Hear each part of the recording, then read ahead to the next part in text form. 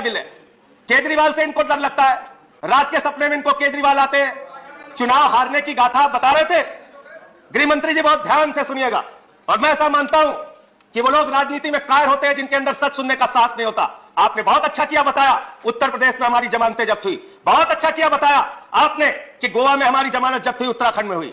मैं सोच रहा था 51 से निकालूंगा तो आप ज्यादा शर्मिंदा हो जाएंगे, लेकिन मैंने कहा बात से ही शुरू करते हैं। संजय भाई ने कहा फोबिया हो गया है।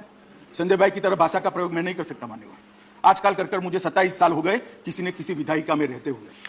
मैं इसी भाषा का प्रयोग नहीं कर सकता, परंतु सदन की मान्य भाषा में जवाब जरूर दूंगा और मेरा अधिकार है मान्यवर। उन्होंने कहा कि फोबिया हो गया है। अरे भाई, फोबिया कैसे होगा, किसको होगा? आप हमारी डिपॉजिट जमानत का आधा डेटा लेकर आए, मैं दे देता हूं। बहुत इससे भी ज्यादा गई है हमारी जमानत, कोई नई बात नहीं है। मगर एक म्युनिसिपैलिटी जीतकर हम ऐसा नहीं कहते थे कांग्रेस को हमारा फोबिया हो गया है, ऐसा अहंकार हम नहीं पालते थे।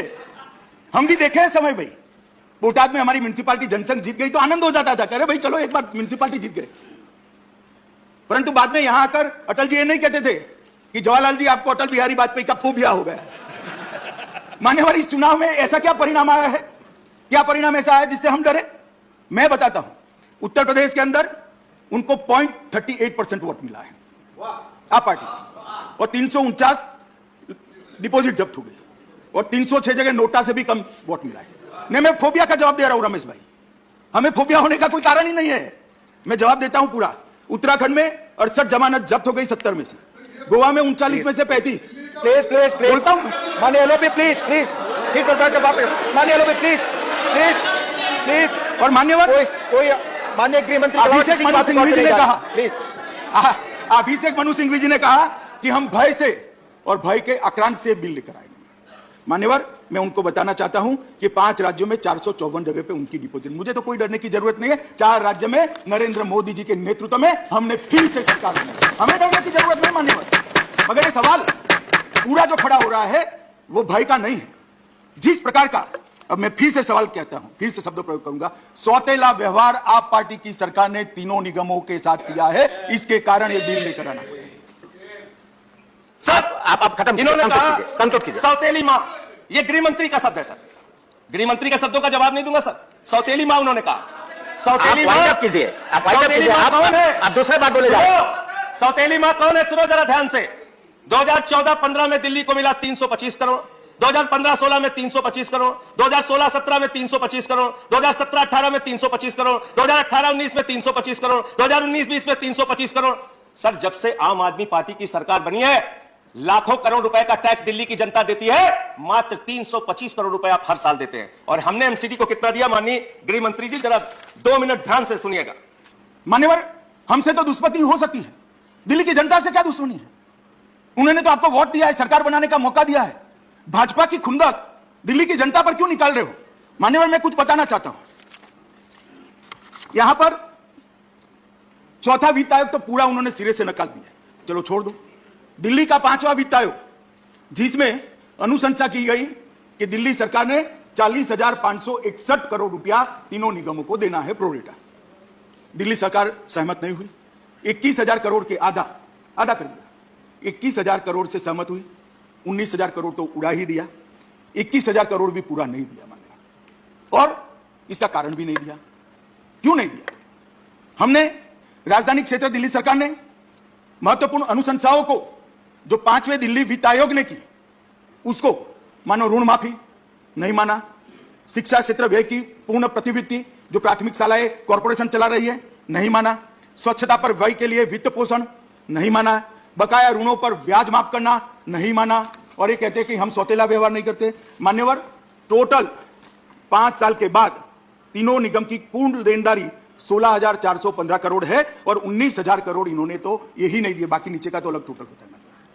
ये 19,000 करोड़ देते तो आज तीनों कॉर्पोरेशन प्रॉफिट में होते और 3,000 करोड़ रुपया और नगर निगमों को सुविधाओं के लिए प्राप्त होता। इसको मैं सौतेला व्यवहार ना कहूं तो क्या कहूं मान्यवर? ये सौतेला व्यवहार ही है।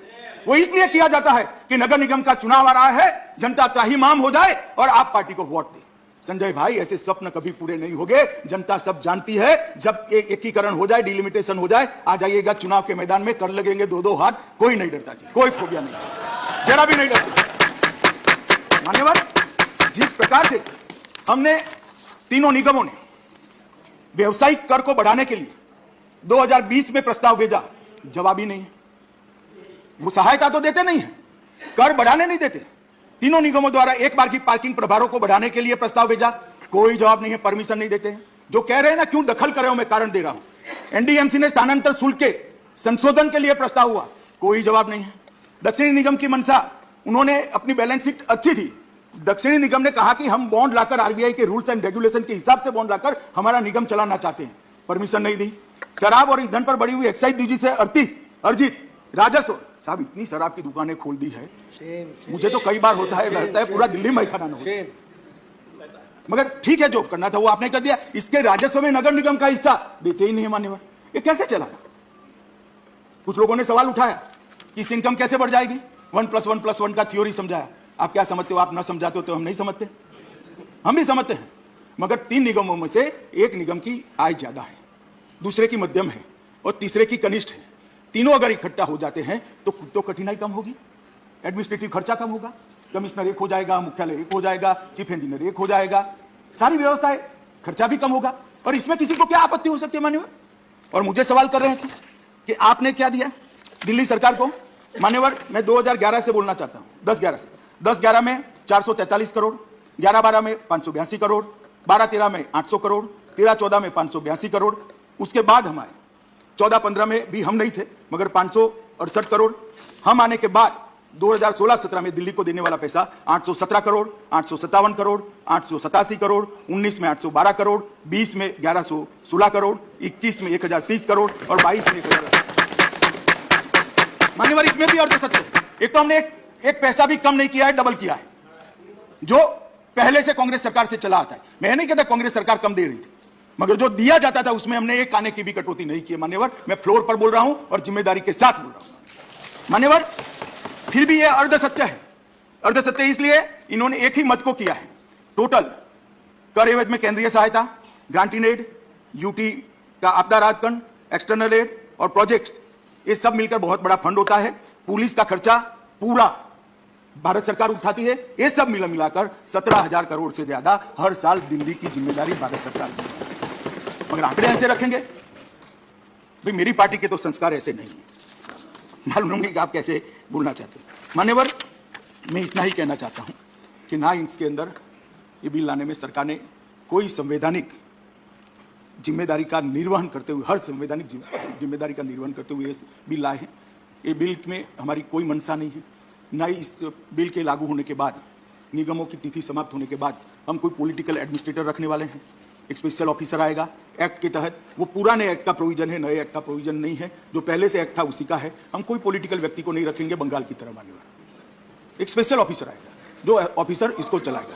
और चुनाव भी मान्यवर समय पर ही होंगे। चुनाव के समय से हमें ना अभी डरने की जरूरत है, ना 6 महीने के बाद डरने की जरूरत है। मगर 6 महीने के बाद जिन लोगों को डर लग रहा है उनको चुनाव का हवा लग रहा है मान्यवर। हम तो हर जगह ऑल इंडिया पार्टी है, हम हर जगह हर महीना कोई ना कोई स्थानीय इकाई का चुनाव होता है। और हमारी देश में बहुत सारी सरकारें हैं, बहुत सारी जगह पे अलग पार्टी की म्युनिसिपल कॉर्पोरेशन है। कभी हमने दोहरा व्यवहार नहीं किया। कांग्रेस के शासन में बहुत सारी म्युनिसिपल कॉर्पोरेशन हमारी भी है, कहीं हमारे पास आज तक दोहरा व्यवहार नहीं हुआ है। ये पहली बार दिल्ली में सौतेले मां जैसा व्यवहार करने की परंपरा हुई है। दिल्ली की जनता इसको अच्छे से जानती है। मुझे लगता है हमारे गुजरात में कहावत है, हवेली लेता बड़ोदरू खोलू। एक गायकवाड़ की हवेली थी अहमदाबाद में, वो लेने के लिए गायकवाड़ सरकार हमला लेकर आए और कोई बड़ोदरा ही पूरा छिन गया था। अगर आप इस तरह से सत्य जो नहीं है वो बताते रहेंगे, असत्य बात सदन के अंदर करते रहेंगे, तो मान्यवर एमसीडी लेते लेते दिल्ली सरकार शायद आपकी न चली जाए, इसकी जरा चिंता करना। क्योंकि एमसीडी पर जो प्रताड़ना आप कर रहे हो, एमसीडी को जो आप प्रताड़ित कर रहे हो, वो एमसीडी को नहीं कर रहे हो, दिल्ली की जनता को कर रहे हो। दिल्ली की जनता भी मेरा ये भाषण सुन रही है मान्यवर, और जाकर हम गली मोहल्ले में बताएंगे भी।